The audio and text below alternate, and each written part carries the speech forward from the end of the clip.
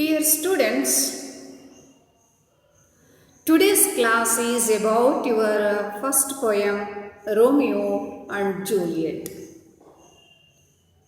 This poem, Romeo and Juliet, is written by William Shakespeare. Students, you see, this is actually not a poem.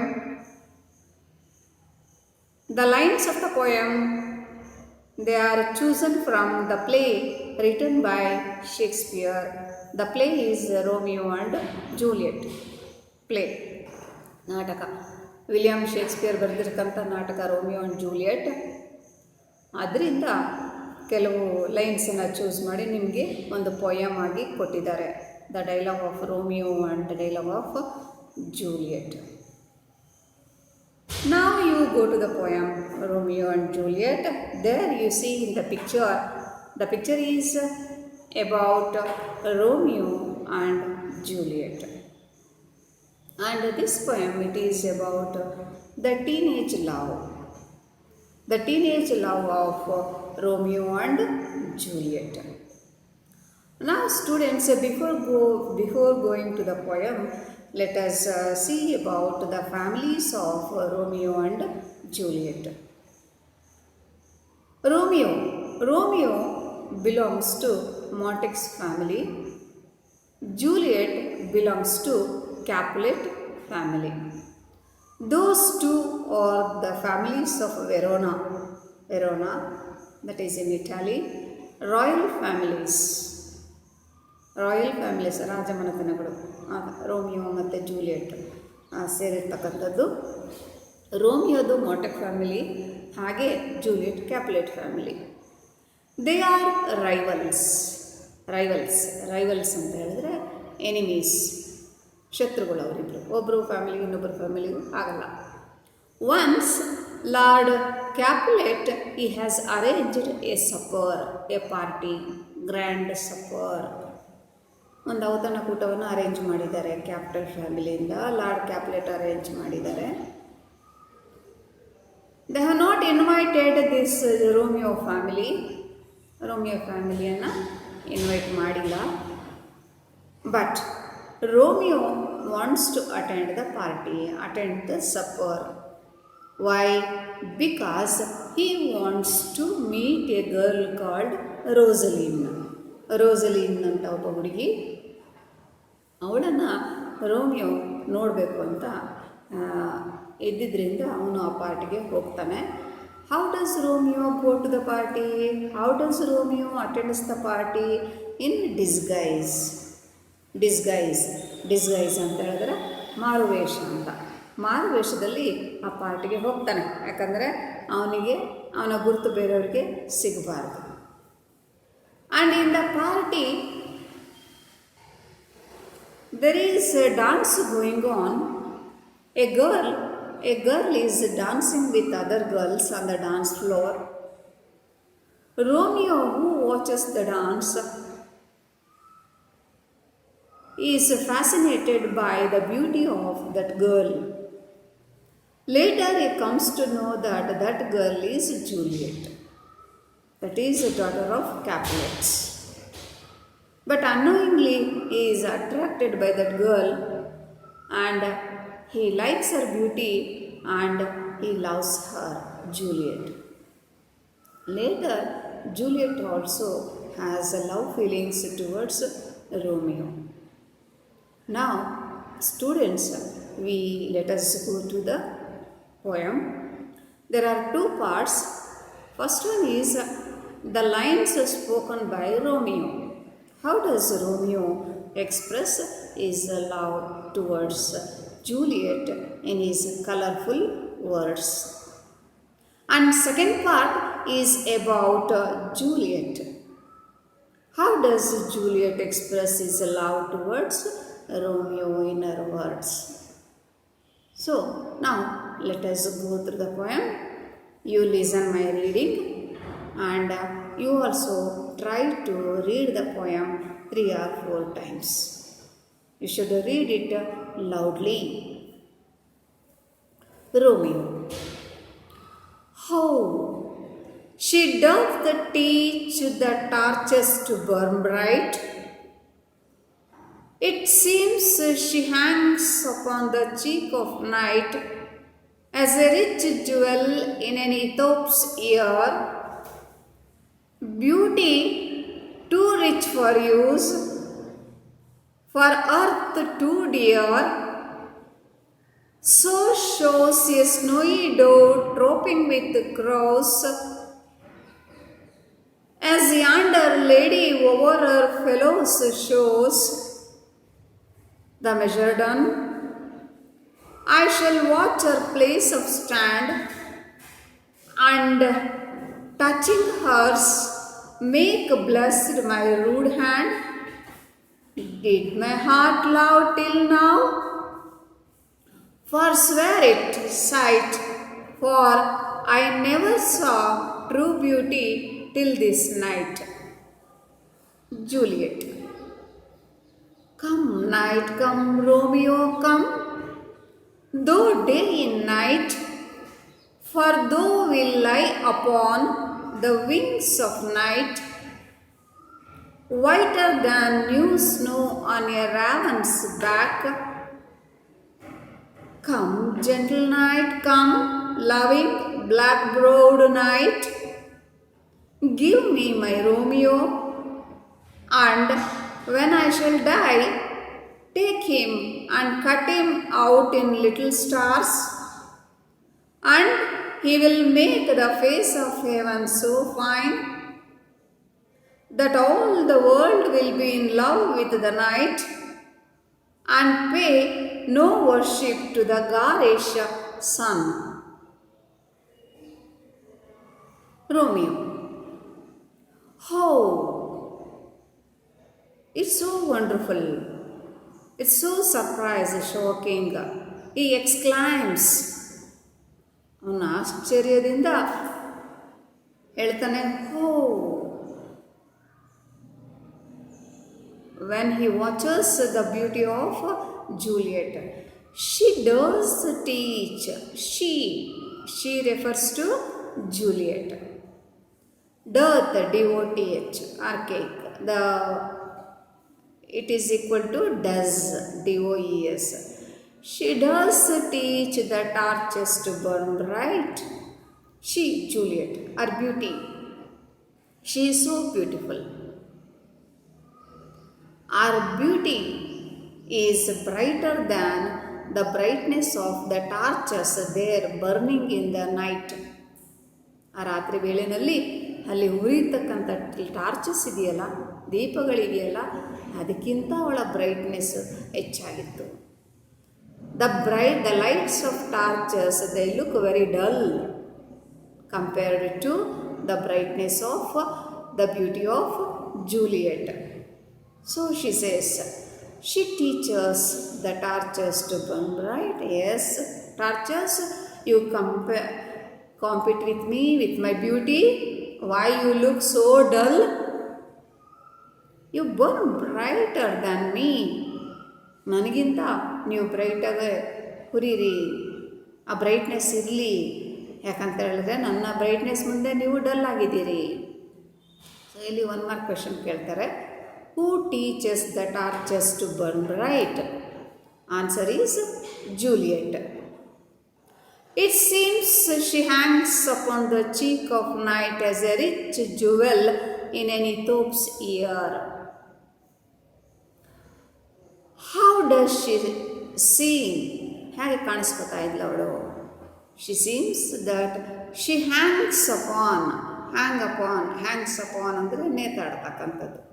ಅವಳು ಹೇಗೆ ಕಾಣಿಸ್ತಾ ಇದ್ಲು ಆ ರಾತ್ರಿನಲ್ಲಿ ಅಂತ ಹೇಳಿದ್ರೆ, ಚೀಕ್ ಆಫ್ ನೈಟ್, ಕತ್ತಲೆ ಒಂದು ಕೆನ್ನೆ ಅಂತ ಹೇಳಿದ್ರೆ, ಆ ಕೆನ್ನೆ, ಆ ಕಿವಿನಲ್ಲಿ ನೇತಾಡ್ತಕ್ಕಂಥ ಒಂದು ರಿಚ್ ಜುವೆಲ್ ಅವಳಾಗಿದ್ಲು. As a rich jewel in an Ethiop's ear. Rich jewel ಒಂದು ಡೈಮಂಡ್ ಅಂದ್ಕೊಳ್ಳಿ, ತುಂಬ ಶೈನಿಂಗ್ ಇರ್ತಕ್ಕಂಥದ್ದು ಅಂದ್ಕೊಳ್ಳಿ, ಒಡವೆ ಆಭರಣ ಅಂದ್ಕೊಳ್ಳಿ, ಕಿವಿಲಿ ಹಾಕ್ಕೊಂಡಿರ್ತಕ್ಕಂಥದ್ದು ತುಂಬ ಹೊಳಿತಾ ಇದೆ. ಯಾರ ಕಿವಿನಲ್ಲಿ? In an Ethiop's ear. Ethiop, a black girl, African girl, ಒಂದು ಕಪ್ಪು ಹುಡುಗಿಯ ಕಿವಿಯಲ್ಲಿ ಒಂದು ಒಳ್ಳೆ ಆಭರಣ, ಶೈನಿಂಗ್ ಆಭರಣ ಹಾಕಿದರೆ ಹೇಗೆ ಕಾಣಿಸುತ್ತೋ ಹಾಗೆ ಜೂಲಿಯಟ್ ಆ ಕತ್ತಲಲ್ಲಿ ಕಾಣಿಸ್ತಾ ಇದ್ಲು. The darkness is compared to an African girl and Juliet is compared to a rich girl, a rich jewel. ಇಲ್ಲಿ 1 ಮಾರ್ಕ್ ಕ್ವೆಶನ್ ಕೇಳ್ತಾರೆ. Who is referred as a rich jewel in the poem Romeo and Juliet? What is the answer? Answer is Romeo. Answer is Juliet. Beauty too rich for use, for earth too dear. ನೋಡಿ, Shakespeare through similes ಅವಳ ಬ್ಯೂಟಿಯನ್ನು describe ಮಾಡ್ತಾ ಹೋಗ್ತಾನೆ. ಯಾವಾಗಲೂ effective ಆಗಿರಬೇಕು, comparison effective ಆಗಿರಬೇಕು ಅಂತ ಹೇಳಿದ್ರೆ ಏನು ಮಾಡಬೇಕು ನಾವು? We have to compare, we have to take similes. So compare ಮಾಡ್ತಾ ಹೋದಾಗ ಅದು ಹೈಲೈಟ್ ಮಾಡೋದು ಚೆನ್ನಾಗಿರುತ್ತೆ, ಎಫೆಕ್ಟಿವ್ ಆಗಿ ಅನಿಸುತ್ತೆ. ಅದೇ ರೀತಿ ಶೇಕ್ಸ್ಪಿಯರ್ ಅವಳನ್ನು ಒಂದು ರಿಚ್ ಜುವೆಲ್ಗೆ ಹೋಲಿಸಿದ್ದಾನೆ. ಯಾವ ಬ್ಯಾಕ್ಗ್ರೌಂಡಲ್ಲಿ, ಆ ಕತ್ತಲಲ್ಲಿ ಹೇಗೆ ಕಾಣಿಸ್ತಾ ಇದ್ಲು ಅಂದರೆ, just like A rich jewel hanging in the years of on African girl. Beauty two rich for use, that beauty of Juliet, it is so rich. ಎಷ್ಟು ಶ್ರೀಮಂತವಾಗಿತ್ತು ಅವಳ ಸೌಂದರ್ಯ, ಸಿಕ್ಕಾಪಟ್ಟೆ ಇದ್ದ ಸೌಂದರ್ಯ. ಹೇಗಿತ್ತು ಅಂತ ಹೇಳಿದ್ರೆ, ಟೂ ರಿಚ್ ಫಾರ್ ಯೂಸ್ ಮಾಡಲಿಕ್ಕೆ, ಬಳಸಲಿಕ್ಕೆ. ಫಾರ್ ಎಕ್ಸಾಂಪಲ್, ಈಗ ನಿಮಗೆ ಒಂದು ತುಂಬ ಚೆನ್ನಾಗಿ ಅರಳಿರ್ತಕ್ಕಂಥ ಹೂವು ನೋಡ್ತೀರಾ. ಆ ಹೂ ನೋಡಿದಾಗ ಕಿತ್ಕೊಂಡು ಮುಳ್ಕೋಬೇಕು ಅಂತ ಅನಿಸಲ್ಲ, ಕಿತ್ತರೆ ಬಾಡೋಗ್ಬಿಡುತ್ತೆ. ಇನ್ನೂ 4 ಜನ ಅದನ್ನು ಹೂವನ್ನು ನೋಡಬೇಕು, ಆನಂದ ಪಡಬೇಕು. ಆ ಹೂ ಗಿಡದಲ್ಲೇ ಚೆನ್ನಾಗಿ ಕಾಣಿಸ್ತಾ ಇದೆ, ಸೊ ಅದನ್ನು ನಾವು ಉಪಯೋಗಿಸ್ಬೇಕು ಅಂತ ನಮಗೆ ಫೀಲ್ ಆಗಲ್ಲ, ಅದನ್ನು ಅಲ್ಲಿ ನೋಡೋದ್ರಲ್ಲೇ ಖುಷಿ ಆಗುತ್ತೆ. ಸೊ ಹಾಗೆ ಜೂಲಿಯಟ್ಟಿನ beauty. Juliet beauty is too rich to use, for earth too dear. ಇದು ನಿಮ್ಮ 2ನೇ ಪಾಠದ ಹೆಸರು, too dear. What is the meaning of too dear? Dear ಅಂದರೆ ಗೊತ್ತು, ನಿಮ್ಮ my dear friend, my dear father, dear ನನ್ನ ಪ್ರೀತಿಯ ಅಂತ ಹೇಳ್ತೀವಿ. Another meaning of dear is too costly, too expensive. So Juliet beauty is so rare, so precious that yes, it should not be on this earth, it is suitable only in the heaven.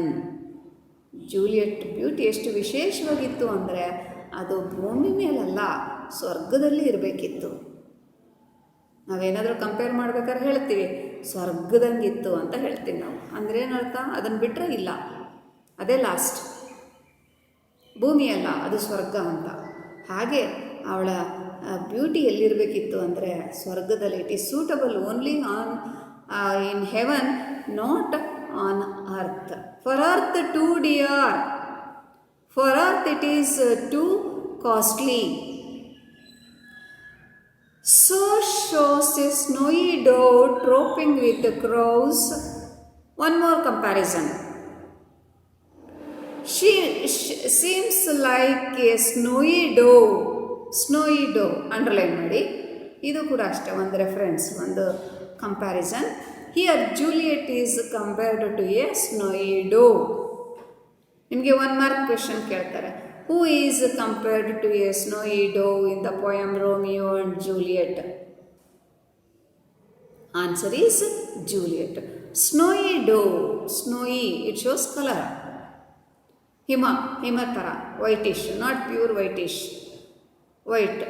ಡೋವ್ ಪಾರಿವಾಳ, ಒಂದು ಬಿಳಿ ಪುಟ್ಟ ಪಾರಿವಾಳದ ಥರ, ಅಂದರೆ ಆ white ಡ್ರೆಸ್ಸಲ್ಲಿ golden ಇದರಲ್ಲಿ ಬ್ಯಾಕ್ಗ್ರೌಂಡಲ್ಲಿ Juliet ಕಾಣಿಸ್ತಾ ಇದ್ಲು. Snowy dove, she looks like a snowy dove. And other girls who are dancing around Juliet, they look like crows. ಕಾಗೆಗಳು. ಬೇರೆ ಹುಡುಗಿಯರು ಕಾಗೆಗಳ ಥರ ಕಾಣಿಸ್ತಾ ಇದ್ರು, ಜೂಲಿಯಟ್ ಸ್ನೋಯಿ ಡೋವ್ ಥರ ಕಾಣಿಸ್ತಾ ಇದ್ಲು. ನೋಡಿ ಡಿಫ್ರೆನ್ಸ್, ಈ ಕಂಪ್ಯಾರಿಸನಲ್ಲೇ ನಮಗೆ ಗೊತ್ತಾಗುತ್ತೆ. A lot of difference between Juliet and other girls. Juliet, she looks like a snowy dove. But other girls who are dancing around Juliet, they look like crows. Crows ಅಂದರೆ ಕಾಗೆಗಳು, ಕಪ್ಪು ಕಾಗೆಗಳ ಥರ ಹುಡುಗಿಯರು ಕಾಣಿಸ್ತಾ ಇದ್ರು. ಜೂಲಿಯಟ್ ಮಾತ್ರ ಒಂದು ಶ್ವೇತವರ್ಣದ ಬಿಳಿ ಒಂದು ಪಾರಿವಾಳದ ಥರ ಕಾಣಿಸ್ತಾ ಇದ್ಲು. ಅಂದರೆ ಯಾವಾಗ ರೋಮಿಯೋಗೆ ಅವಳು ಇಷ್ಟ ಆಗ್ತಾಳೋ ಅವಳನ್ನ ಒಂದು ಕಲರ್ಫುಲ್ ವರ್ಡ್ಸಲ್ಲಿ ಅವನು ಅದನ್ನು ಡಿಸ್ಕ್ರೈಬ್ ಮಾಡ್ತಾ ಹೋಗ್ತಾನೆ. So shows a snowy dove trooping with crows, trooping, marching, dancing with crows. As yonder means there, ಅಲ್ಲಿ ಇವನೆಲ್ಲ ದೂರದಲ್ಲಿ ಮೂರೆಲ್ಲ ನಿಂತ್ಕೊಂಡು ಆ ಡ್ಯಾನ್ಸನ್ನು ಅಬ್ಸರ್ವ್ ಮಾಡ್ತಾ ಇದ್ದಾನೆ, ವಾಚ್ ಮಾಡ್ತಾ ಇದ್ದಾನೆ. There that lady refers to Juliet. So ಈಗ ಗರ್ಲ್ ಅಂತಲೇ ಹೇಳ್ಬೋದಾಗಿತ್ತು, ಲೇಡಿ ಯಾಕೆ ಹೇಳಿದ್ದಾನೆ ಶೇಕ್ಸ್ಪಿಯರ್ ಅಂತ ಹೇಳಿದ್ರೆ, ಈ ಲೇಡಿ ಅಥವಾ ಜೆಂಟ್ಲ್ಮನ್ ಇದನ್ನು ಯೂಸ್ ಮಾಡೋದು ರಾಯಲ್ ಫ್ಯಾಮಿಲಿ ಮೆಂಬರ್ಸ್ಗೆ. ಲೇಡೀಸ್ ಆ್ಯಂಡ್ ಜೆಂಟ್ಲ್ಮನ್ ಅಂತ ಹೇಳಿದ್ರೆ not it is so common. They are members of royal families. ರಾಜಮನೆತನದವರು. ಆ ಮನೆತನದ ಮಂದಿಗಳಿಗೆ ಆ ಥರ ಲೇಡೀಸ್ ಆ್ಯಂಡ್ ಜೆಂಟ್ಲ್ಮನ್ ಅಂತ ಕರೀತಾರೆ, ಯೂಸ್ ಮಾಡ್ತಾರೆ. So that lady, that Juliet over our fellows shows with our fellow ಅಂತ ಹೇಳಿದ್ರೆ companions who are dancing with our those girls. ಅವಳ ಜೊತೆಯಲ್ಲಿ ಡ್ಯಾನ್ಸ್ ಮಾಡ್ತಿರ್ತಕ್ಕಂಥ ಉಳಿದ ಹುಡುಗಿಯರು. The measure is over. Here you get two meanings for that word measure. What is the common meaning of measure? Measure ಅಂದರೆ ಏನು? Measure ಮಾಡೋದು, ಅಳತೆ ಮಾಡೋದು, ಲೆಕ್ಕ ಹಾಕೋದು ಅಂತ measure. Another meaning here is dance. The measure done, the dance is over. ಆ dance ಮುಗಿತಾ ಇದೆ, ಡ್ಯಾನ್ಸ್ ಮುಗಿದೋಯ್ತು ಒಂದಾಗುತ್ತೆ ಅರ್ಥ, ಒಂದು ಡಾನ್ಸ್ ಅಂತ ಅರ್ಥ ಕೊಡುತ್ತೆ. Another meaning is is calculation about Juliet is over, about her beauty is over. ಅವನು ಮನಸ್ಸಲ್ಲಿ ಲೆಕ್ಕಾಚಾರ ನಡೀತಾ ಇದೆಯಲ್ಲ, ಈ ಹುಡುಗಿ ಯಾರು, ಏನು, ಎಷ್ಟು ಚೆನ್ನಾಗಿದ್ದಾಳೆ, ನನಗೆ ತುಂಬ ಇಷ್ಟ ಆದ್ಲಲ್ಲ, ಇವನ ಕ್ಯಾಲ್ಕುಲೇಷನ್ ಇದೆಯಲ್ಲ. Yes, definitely I love this girl, ನನಗೆ ಹುಡುಗಿ ತುಂಬ ಇಷ್ಟ ಆದ್ಲು ಅಂತ ಅವನ ಕ್ಯಾಲ್ಕುಲೇಷನ್ ಇದೆಯಲ್ಲ, ಅವನ ಮೈಂಡಲ್ಲಿ ನಡೆಯೋ calculation, it is also referred as measure. And here another one is the dance. The measure done. I shall watch her place of standing. Where does she go after the dance? She has to go somewhere and stand. ಅವಳಿಗೆ ಈಗ dance ಮುಗೀತು, ಎಲ್ಲಿ ಹೋಗ್ತಾಳೆ, ಎಲ್ಲಿ ನಿಂತ್ಕೋತಾಳೆ? I have to watch her stand. ನಾನು ನೋಡಬೇಕು ಅವಳು ಎಲ್ಲಿ ಹೋಗಿ ನಿಂತ್ಕೋತಾಳೆ. And touching hers, I want to touch her hand. ಅವಳ ಕೈಯನ್ನು ಮುಟ್ಟಬೇಕು. ನೋಡಿ ರೋಮಿಯೋ ಆಸೆ. I want to meet her, I want to talk with her, I want to touch her hand. Make blessed my rude hand. Why does Romeo want to touch Juliet's hand? Because he feels that his hand would be blessed. ಯಾಕೆ ರೋಮಿಯೋಗೆ ಹೋಗಬೇಕು ಅವಳ ಹತ್ರ, ಅವಳ ಕೈಯನ್ನು ಮುಟ್ಟಬೇಕು, ಯಾಕೆ ಆ ಥರ ಫೀಲ್ ಆಗ್ತಾ ಇದೆ ಅಂತ ಹೇಳಿದ್ರೆ, ಅವನು ಅನ್ಕೋತಾನೆ, then only when I touches her hand, then only my rude hand. Rude ಅಂದರೆ ರಫ್, ನನ್ನ ಹೊರಟು ಕೈಗಳು. ರೋಮಿಯೋನು ತುಂಬ ಸಾಫ್ಟ್, ತುಂಬ ಸೆನ್ಸಿಟಿವ್, ಅವನು ಕೂಡ ರಾಯಲ್ ಫ್ಯಾಮಿಲಿ ಅವನು. ಅವಳಿಗೆ ಕಂಪೇರ್ ಮಾಡಿದ್ರೆ ಇವನು ರೂಡ್ ಅನಿಸುತ್ತೆ, ಫೀಲ್ ಆಗುತ್ತೆ. My rude hand would be blessed. If I touch her hand, my hand would be blessed. ನನ್ನ ಕೈ ಸಾರ್ಥಕ ಆಗೋಗುತ್ತೆ, ನಾನು ಅವಳ ಕೈಯನ್ನು ಮುಟ್ಟಬೇಕು. ರೂಡ್ ಹ್ಯಾಂಡ್, ಹೊರಟು ಕೈಗಳು, ನನ್ನ ಹೊರಟು ಕೈಗಳು ಸಾರ್ಥಕವಾಗುತ್ತೆ, ನಾನು ಅವಳ ಕೈಯನ್ನು ಮುಟ್ಟಬೇಕು. And touching hers, make blessed my rude hand. Did my heart love till now? He asked a question to himself. ತನಗೆ ಒಂದು ಪ್ರಶ್ನೆ ಹಾಕ್ಕೊಳ್ತಾನೆ. Did my heart love till now? ನನ್ನ ಹೃದಯ ಇಲ್ಲಿ ತನಕ ಯಾರನ್ನಾದರೂ ಪ್ರೀತಿ ಮಾಡಿತ್ತಾ? ನನ್ನ ಮನಸ್ಸಿಗೆ ಆ ಭಾವನೆಗಳು ಬಂದಿದ್ವಾ? ನೆವರ್. ಐ ಸ್ವೇರ್ ಪ್ರಮಾಣ ಮಾಡ್ತೀನಿ, ನೆವರ್. ನನಗೆ ಈ ಥರದ ಭಾವನೆಗಳು ಎಂದೂ ಬಂದಿರಲಿಲ್ಲ. Forswear it sight, for I never saw true beauty till this night. I have never seen in my life such a beauty. ಇಂತಹ ಸೌಂದರ್ಯವನ್ನು ನಾನು ನನ್ನ ದಿನಗಳಲ್ಲಿ ನಾನು ನೋಡೇ ಇಲ್ಲ, ಇಲ್ಲಿ ತನಕ ನಾನು ನೋಡೇ ಇರಲಿಲ್ಲ. U C students, these are the lines spoken by Romeo, and this is how he describes the beauty of Juliet. Actually, this is the first time of his visit.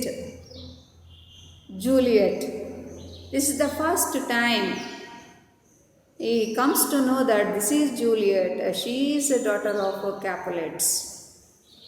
ಅವಳು ಕ್ಯಾಪ್ಲೆಟ್ ಮಗಳು, ನಮ್ಮ ಶತ್ರುಗಳ ಮಗಳು.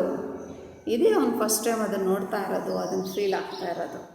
ಫಸ್ಟ್ ಟೈಮ್ ಅವನಿಗೆ ಅವಳ ಬಗ್ಗೆ ಪ್ರೀತಿ ಬರುತ್ತೆ. So ಇದನ್ನು ನಾವು ಟೀನೇಜ್ ಲವ್ ಅಂತೀವಿ. ಏನು ಟೀನೇಜ್ ಅಂದರೆ 13, 14, 15, 18, 19 ಟೀನ್ ಇದೆಯಲ್ಲ, ಈ ಏಜಲ್ಲಿ ಇಬ್ಬರು ಕೂಡ teenagers. Their love is so innocent. They start loving each other with that innocence. She is so beautiful, I love her. ಅವಳು ಅಷ್ಟೊಂದು ಚೆನ್ನಾಗಿದ್ದಾಳೆ, ನನಗೆ ತುಂಬ ಇಷ್ಟ ಆದಳು, I love her. No other reasons. ಬೇರೆ ಯಾವ ರೆಫರೆನ್ಸು ಕೂಡ ಅವನು ಹೋಗೋದಿಲ್ಲ. ಅವನು ಯೋಚನೆ ಮಾಡುವುದಾಗಿತ್ತು, ಅವಳು ಜೂಲಿಯೆಟ್, ಅವಳು ಕ್ಯಾಪ್ಯುಲೆಟ್ ಫ್ಯಾಮಿಲಿ ಅವಳು, ನಾನು ಅವಳನ್ನು ಇಷ್ಟಪಡಬಾರ್ದು ಅಂತ ಅವನ್ನೆಲ್ಲ ಯೋಚನೆ ಮಾಡಿದ್ದಿದ್ರೆ ಅದು ಟೀನೇಜ್ ಲವ್ ಆಗಲ್ಲ, ಮೆಚೂರ್ಡ್ ಲವ್. ಎಲ್ಲ ಲೆಕ್ಕಾಚಾರ ಹಾಕಿ ಪ್ರೀತಿ ಮಾಡಿದಾಗ ಏನಾಗುತ್ತೆ, ಅದು ಟೀನೇಜ್ ಲವಲ್ಲಿ ಬರಲ್ಲ. ಅವನು ಯೋಚನೆ ಮಾಡ್ಬೋದಾಗಿತ್ತು, ನಾನು ಜೂಲಿಯೆಟನ್ನು ಇಷ್ಟಪಟ್ಟರೆ ಇದು ಸಕ್ಸಸ್ ಆಗಲ್ಲ, ನಾವು enemies, we should not love each other ಅಂತ. ಬಟ್ ಅವನೇನು immediately falls in love with Juliet. That's why we call it as teenage love. Students, ನಾವು once again I go through this first part. ಮತ್ತು ನಾವು ಆ ರೋಮಿಯೋನ ಮಾತುಗಳನ್ನು ಇನ್ನೊಂದು ಸಾರಿ ನೋಡುವ. ಹೋ, ನೀವು ಈ ಹೋ ಅನ್ನೋದನ್ನು ಎಷ್ಟು ಥರ ಬೇಕಾದರೂ ಹೇಳ್ಬೋದಲ್ಲ, ಅದರಲ್ಲಿ ನಮ್ಮ ಫೀಲಿಂಗ್ಸ್ ಇರುತ್ತೆ. ಹೋ ಪೇಯ್ನ್ ಆದಾಗ, ಲಾಸ್ ಅನ್ನೋ ಥರ ಹೋ ಆಗತ್ತೆ, ಹೋ ಲೈಕ್ ದ್ಯಾಟ್. ಸೊ ಈ ಎಕ್ಸ್ಕ್ಲೈಮ್ಸ್, ಅವನು ಉದ್ಗಾರ ತೆಗಿತಾನೆ, ಎಷ್ಟು ಬ್ಯೂಟಿ ಅಲ್ಲ, ನಾನು ನೋಡೇ ಇರಲಿಲ್ಲ ನನ್ನ ಲೈಫಲ್ಲಿ, ಎಂಥ ಬ್ಯೂಟಿ ಅಲ್ಲ. She does teach the torches to burn bright. ಈ ಪೋಯಮಲ್ಲಿ ಬರ್ತಕ್ಕಂಥದ್ದು ಹಿ, ಶಿ ಅಂದರೆ ಜೂಲಿಯೆಟ್, ಹಿ ಅಂತ ಹೇಳಿದ್ರೆ ರೋಮಿಯೋ, ಇವರಿಬ್ಬರೇ. ಸೊ ಸಾಮಾನ್ಯವಾಗಿ ಈ ಪೋಯಮಲ್ಲಿ ಹೂ ಅಂತ ಕ್ವೆಶನ್ ಕೊಟ್ಟರು ಅಂತ ಹೇಳಿದ್ರೆ ಅದಕ್ಕೆ ಆನ್ಸರು ಐದರ್ ರೋಮಿಯೋ ಆರ್ ಜೂಲಿಯೆಟ್. ರೋಮಿಯೋ ಆಗಿರಬೇಕು, ಇಲ್ಲ ಜೂಲಿಯೆಟ್ ಆಗಿರಬೇಕು. She does teach the torches to burn bright. Now you have to remember all these comparisons. ನಿಮಗೆ ಸಮರಿ ಬರಿಬೇಕು ಅಂತ ಹೇಳಿದ್ರೆ, 4 ಮಾರ್ಕ್ಸ್ ಕ್ವಶನ್ ಬರಿಬೇಕು ಅಂತ ಹೇಳಿದ್ರೆ ನೀವೆಲ್ಲ ಕಂಪ್ಯಾರಿಸನನ್ನು ಪಾಯಿಂಟ್ ವೈಸ್ ನೆನಪಲ್ಲಿ ಇಟ್ಕೊಂಡ್ರೆ ಆನ್ಸರ್ ಬರೆಯೋದು ತುಂಬ ಈಸಿ ಆಗುತ್ತೆ. Now the beauty of Juliet, the brightness of Juliet is compared to the brightness of lights burning during that night. ಆ ರಾತ್ರಿನಲ್ಲಿ ಏನು ಟಾರ್ಚಸ್ ಉರಿತಾ ಇದ್ವಲ್ಲ, ದೀಪಗಳು ಉರಿತಾ ಇದ್ವಲ್ಲ, ಆ ಬ್ರೈಟ್ನೆಸ್ ಇದೆಯಲ್ಲ, ಆ ಬ್ರೈಟ್ನೆಸ್ಗೆ ಜೂಲಿಯೆಟ್ಟಿನ ಬ್ರೈಟ್ನೆಸ್ಸನ್ನು ಕಂಪೇರ್ ಮಾಡ್ತಾನೆ. ಕೊನೆಗೆ ಯಾವುದನ್ನು ಹೈಲೈಟ್ ಮಾಡ್ತಾನೆ ಅಂತ ಹೇಳಿದ್ರೆ, the brightness of the Juliet is more than the brightness of the torches. So ಅವಳ ಬಾಯಲ್ಲೇ ಬರೋ ಥರ ಹೇಳ್ತಾನೆ, ಶಿ ಟೀಚರ್ಸ್, ಆ ಬ್ಯೂಟಿ ಟೀಚರ್ಸ್, ಅವಳ brightness it teaches the torches. Yes torches, why you are lights, you look so dull, you burn more bright, because you see I am so bright before you. ನಿಮ್ಮ ಮುಂದೆ ನಾನು ಎಷ್ಟು bright ಆಗಿದ್ದೀನಿ, ನನಗಿಂತ ಬ್ರೈಟಾಗಿ ನೀವು ಹುರಿಬೇಕು ಅಂತ ಇಲ್ಲಿ ಜೂಲಿಯಟ್ ಕಂಪೇರ್ ಮಾಡ್ಕೋತಾಳೆ ಅಂತ ಅವಳ ಬ್ಯೂಟಿ ಬಗ್ಗೆ. It seems she hangs upon the cheek of night as a rich jewel in an Aethiop's ear. Here, one more comparison. She is compared, she is referred as a rich jewel. ಒಂದು ಶ್ರೀಮಂತ ಆಭರಣ, ತುಂಬ ಪಳಪಳ ಅಂತ ಹೊಳಿತಿರ್ತಕ್ಕಂಥ ಒಂದು ಆಭರಣಕ್ಕೆ ಅವಳನ್ನು ಹೋಲಿಸ್ತಾರೆ. ಅದು ಯಾವ ಬ್ಯಾಕ್ಗ್ರೌಂಡಲ್ಲಿ ಅಂತ ಹೇಳಿದ್ರೆ, in an Ethiop's ear, Ethiop a black girl, ear ಅಂತ ಹೇಳಿದ್ರೆ ಕಿವಿ, ಒಂದು ಕಪ್ಪು ಹುಡುಗಿಯ ಕಿವಿಯಲ್ಲಿ ಫಳಫಳ ಹೊಳಿತಿರ್ತಕ್ಕಂಥ ಒಂದು ಆಭರಣ ಹಾಕಿದರೆ ಹೇಗಿರುತ್ತೋ ಹಾಗೆ ಜೂಲಿಯಟ್ ಆ ಕತ್ತಲಲ್ಲಿ ಹೊಳಿತಾ ಇದ್ಲು.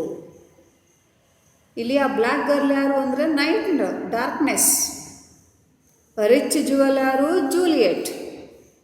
So Juliet rich jewel, that night it is an Ethiop girl. And I told you how one mark question arise here. Who is referred to a rich jewel in the poem Romeo and Juliet? That is, answer is Juliet. Beauty too rich for use. Her beauty is so rich, we cannot use it.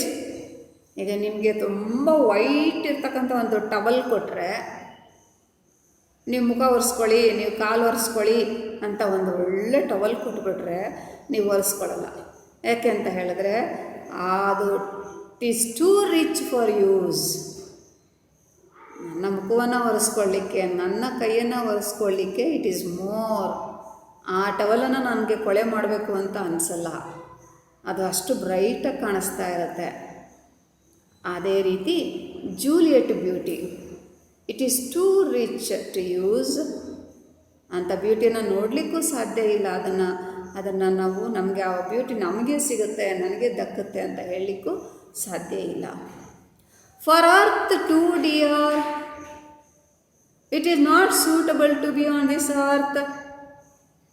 Then where should be? Only in the heaven. ಅಂತಹ beauty ಈ ಭೂಮಿ ಮೇಲೆ ಇರಲಿಕ್ಕೆ ಸಾಧ್ಯ ಇಲ್ಲ, ಸ್ವರ್ಗದಲ್ಲಿ ಇರಬೇಕು. So shows a snowy dove dropping with crows. Snowy dove underline ಮಾಡಿ. Third comparison.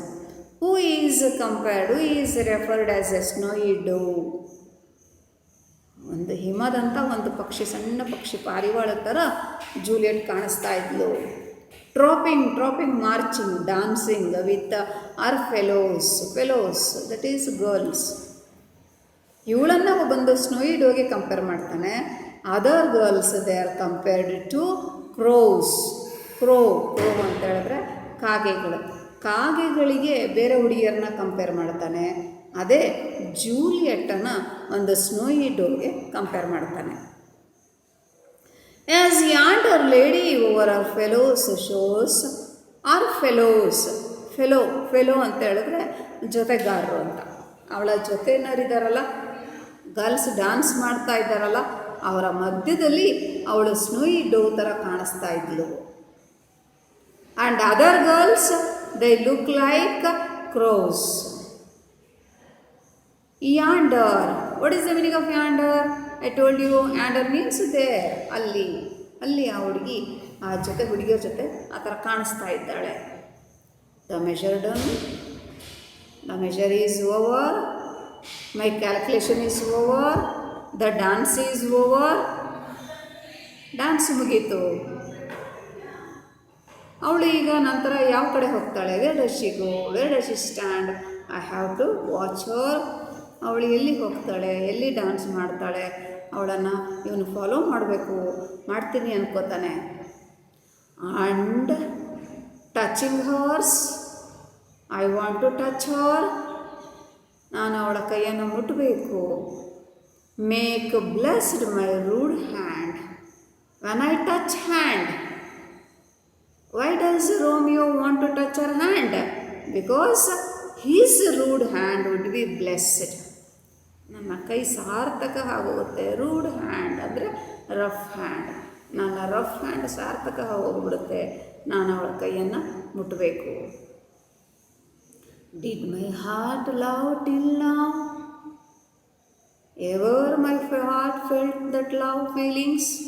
ನನ್ನ ಹೃದಯಕ್ಕೆ ಯಾವತ್ತಾದರೂ ಈ ರೀತಿ ಪ್ರೀತಿ ಆಗಿತ್ತಾ, ಫೀಲಿಂಗ್ಸ್ ಬಂದಿತ್ತಾ? Forswear it sight, for I never saw true beauty till this night. I never saw such a beauty in my life. ಇಂಥ ಬ್ಯೂಟಿ ನನ್ನ ಲೈಫಲ್ಲಿ ನಾನು ನೋಡೇ ಇಲ್ಲ. ಸೊ ಸ್ಟೂಡೆಂಟ್ಸ್, ಇಲ್ಲಿಗೆ ನಾವು ಈ ಕ್ಲಾಸನ್ನು ಸ್ಟಾಪ್ ಮಾಡೋಣ. ಇದು ಫಸ್ಟ್ ಪಾರ್ಟ್. ನೆಕ್ಸ್ಟ್ ಕ್ಲಾಸಲ್ಲಿ, ನಮ್ಮ ಮುಂದಿನ ಕ್ಲಾಸಲ್ಲಿ ಜೂಲಿಯಟ್ ಹೇಗೆ ರೋಮಿಯೋನ ವರ್ಣಿಸ್ತಾಳೆ, ಅವಳು ಯಾವ ಥರ ಕಂಪೇರ್ ಮಾಡ್ತಾಳೆ, ಅವಳ ಎಕ್ಸ್ಪ್ಲನೇಷನ್ ಯಾವ ಥರ ಹೋಗುತ್ತೆ. ಈಗ ಒಬ್ಬ ಹುಡುಗಿ ಬಗ್ಗೆ ಹೇಳ್ಕೊಳ್ಳಿಕ್ಕೂ ಹಾಗೆ ಒಬ್ಬ ಹುಡುಗನ ಬಗ್ಗೆ ಹೇಳಲಿಕ್ಕೂ ಡಿಫ್ರೆನ್ಸ್ ಇರುತ್ತೆ. ಸೊ ನಾವೀಗ ರೋಮಿಯೋ ಆ್ಯಂಗಲಲ್ಲಿ ನೋಡಿದ್ವಿ, ರೋಮಿಯೋ ಹೇಗೆ ವರ್ಣಿಸ್ತಿದ್ದಾನೆ ಅಂತ ನೋಡಿದ್ವಿ. ಮುಂದಿನ ಕ್ಲಾಸಲ್ಲಿ ನೋಡೋಣ ಜೂಲಿಯಟ್ ಹೇಗೆ ಅದನ್ನು ವರ್ಣಿಸ್ತಾಳೆ ಅಂತ. So students, let us stop the class here. Thank you.